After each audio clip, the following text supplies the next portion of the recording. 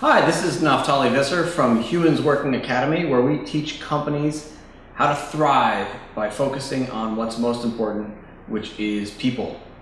Today I'm going to share with you 3 mistakes that I wish I hadn't made when I had my own company. And I'm going to share with you 2 strategies that are guaranteed to work in your company. And one thing, if you do this alone, I promise you it will drastically improve the performance of your company. But first, I want to share with you a bit of a story as to how I got here. So I started my working career around 1993, 94, and I worked at a couple of small internet consulting companies. In fact, one of the very first internet consulting companies in the world. Moved to a couple of bigger agencies, and I worked on some of the very first versions of some really big websites like Kraft Foods, L.L. Bean, American Express, US Air. The very, very first versions of these websites. Some pretty cool work at the time, and I was definitely making a nice paycheck, but I just wasn't really happy working for somebody else. I really felt like I wanted to do my own thing and work on something that I felt would affect the industry that I was in more than what I was doing. So I decided to start a technology-based consulting company. And I had one of my own clients that I've been working on the side while I was working with these other 2 companies. And I figured that was enough to start a company on. So I started a company out of my apartment, just working by myself. Eventually I hired my buddy and we did some work together. We got a couple more clients. We got a pretty good sized client actually. And after a while, we finished a project for that company, and then a few months later, they actually went out of business. And one of the guys that we'd worked with at this company is called Mike.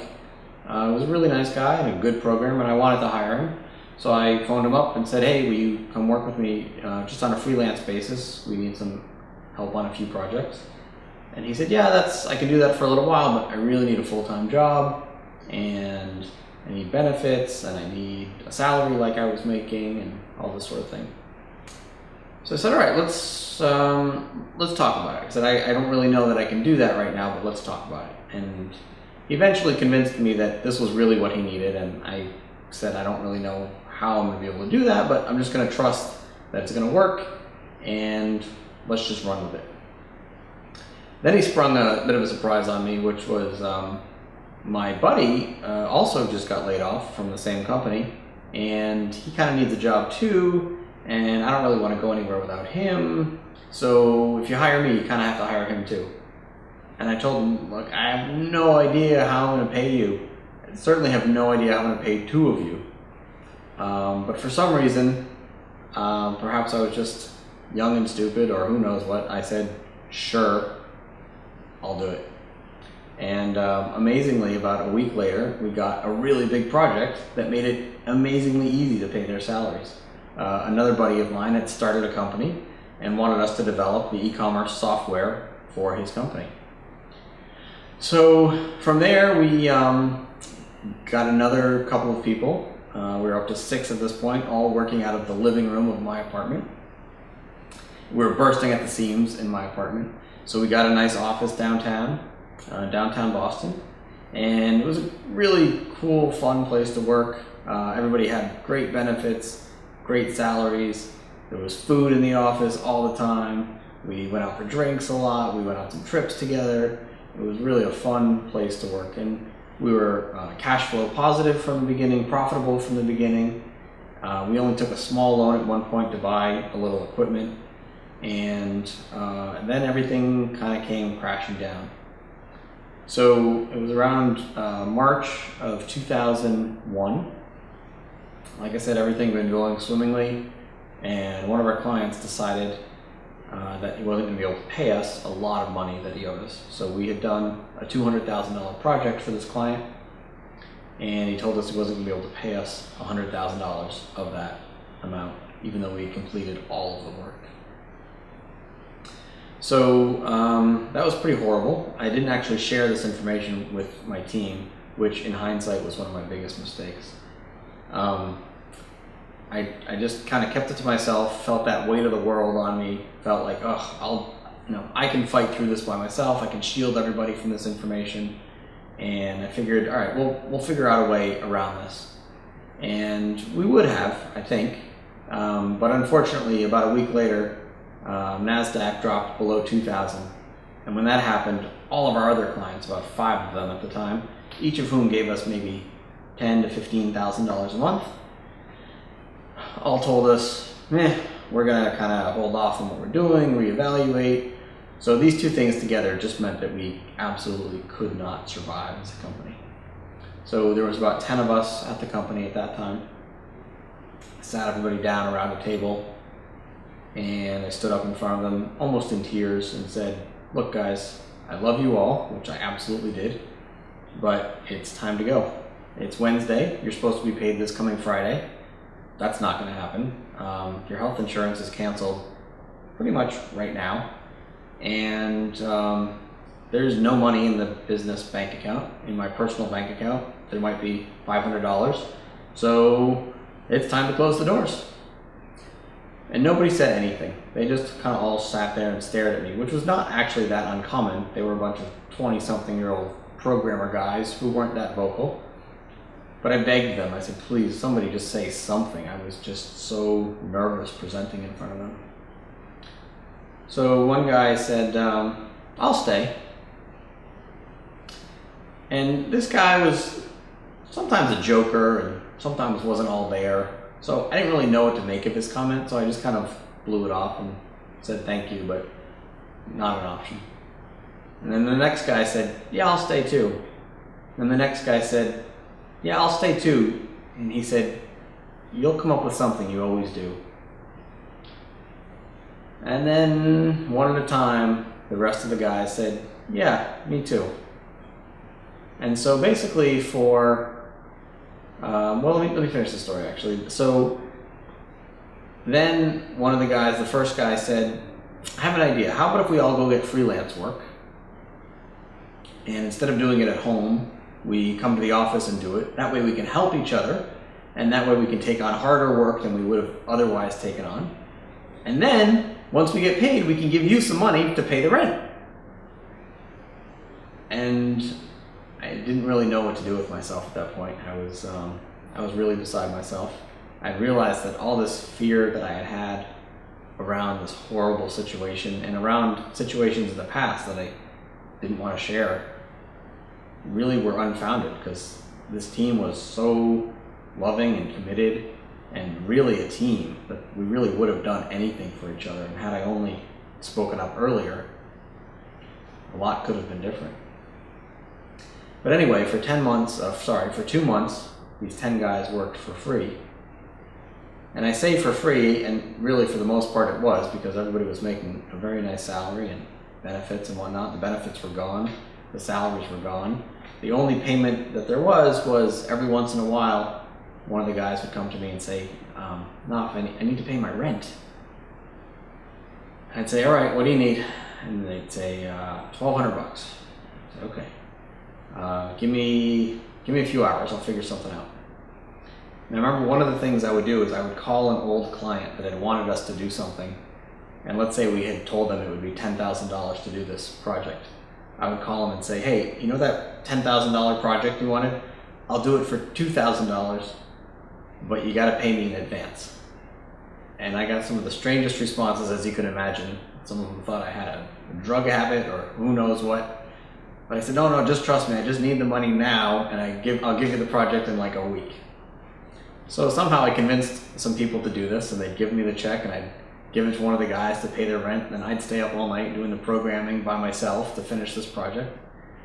And so for 2 months we operated in this kind of crazy kind of way. Now what else happened in this 2 months? We had an outstanding proposal to a pretty big client that we had sent out before all this stuff happened. And so every week I would follow up with this client and say, hey, are you ready to get started? And she'd ask, how are you guys doing? And I'd say, we're doing fine. We're just, whatever, wanting to know if you want to do this. And so eventually we came to an agreement and we got this big project. after some pretty hairy negotiations, but we got the project. And because of that, I was then able to sell the company to another company who wanted a technology company to go alongside their design capabilities to work on a project for General Motors. And as part of that negotiation of selling to this other company, I told the president of that company, like, hey, we'll come, but the only non-negotiable that I have is that everybody needs to get a raise to come to the new company.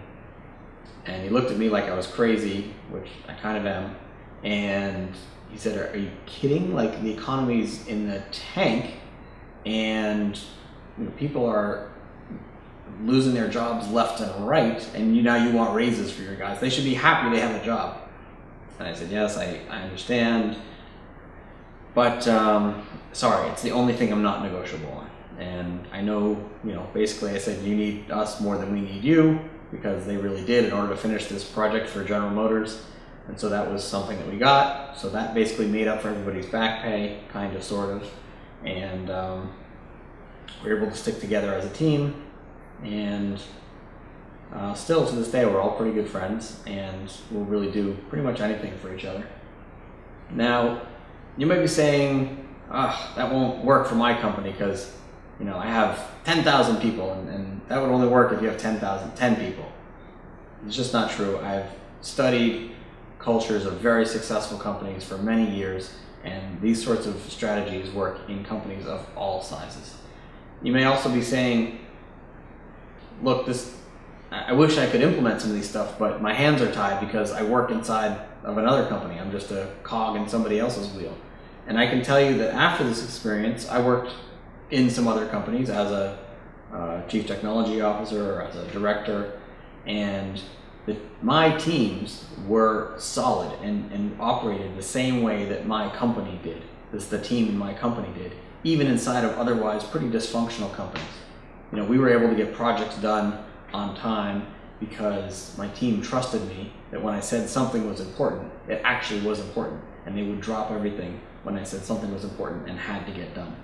They knew that they could mess up and that they would be protected, that their job was never threatened, so that they were able to be more innovative because of that. They were able to come up with ideas, and even if they were boneheaded or they fell flat on their face, their job was not in jeopardy. I remember a time that we released some software, my team, and it broke badly. I don't know why exactly at this point, but it broke badly, and I remember there was one guy who wrote the portion of the code that had failed miserably, and one of the upper management people came to me and said, "Whose fault is it?" And I said, "It's our product, our team, so obviously it's our fault." And he said, "No, I want to know who did it." And I said, "That's just not going to happen." And I never told my team this story, but they knew it somehow. And because of that, they trusted me, and there was a big trust among, not just with me, with them, but among all of us. So much so that when a couple of the guys on the team got laid off, within one day, even though, and this was in about 2008, even though the economy was tanking again, within one day, everybody on the team had given these guys a qualified job lead to go pursue.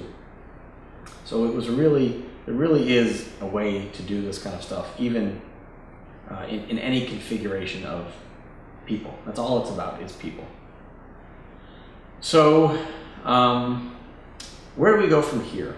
I want to share with you, in addition to my story, how you can use this. So my one big tip for you is this. It's kind of two-sided coin.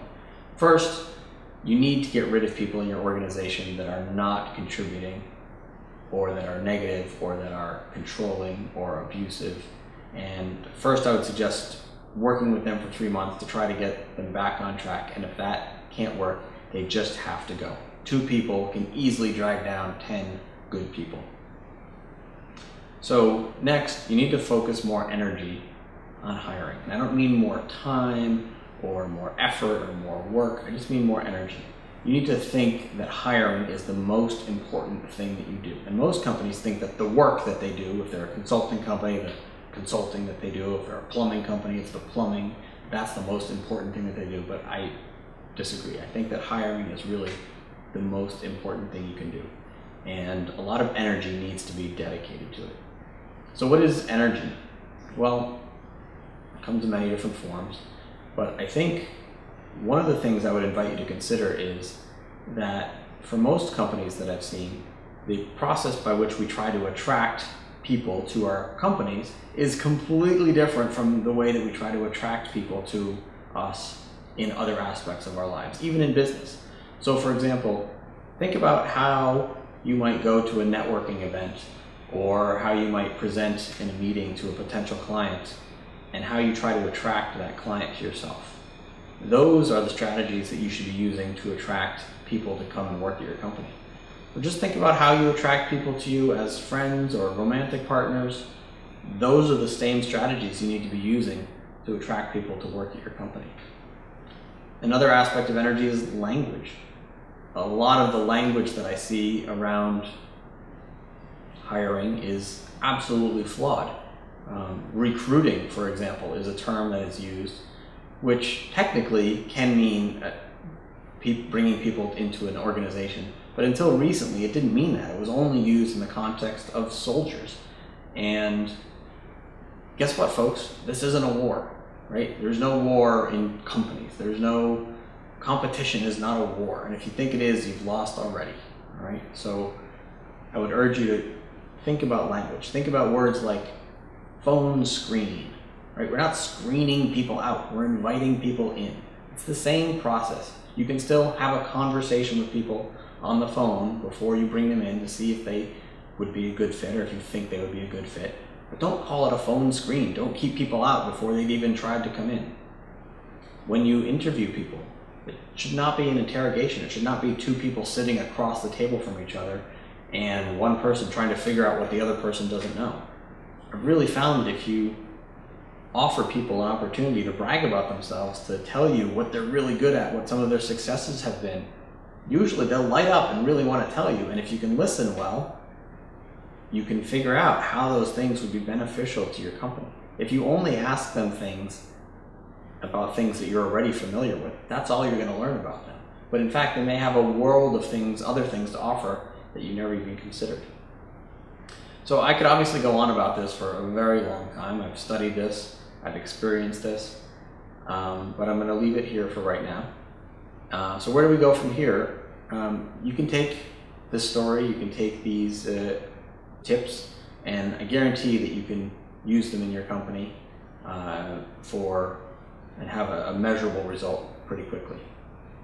Or perhaps I can help accelerate that process. So I invite you to take a no obligation strategy session with me. Just click on the button below the video or go to humansworking.co/strategy or email me at naf@humansworking.co, not .com, it's .co. Fill out the application. I promise to respond to everybody that fills out the application. If I don't think it would be a good fit, I will certainly let you know. And if I do, we'll spend about an hour on the phone discussing how and if I might be able to help you and digging deep into your existing concerns, and I'll provide you some great advice during that hour. And if we can go further than that, we will. And I really hope to hear from you soon, and thank you very much for listening. Take care.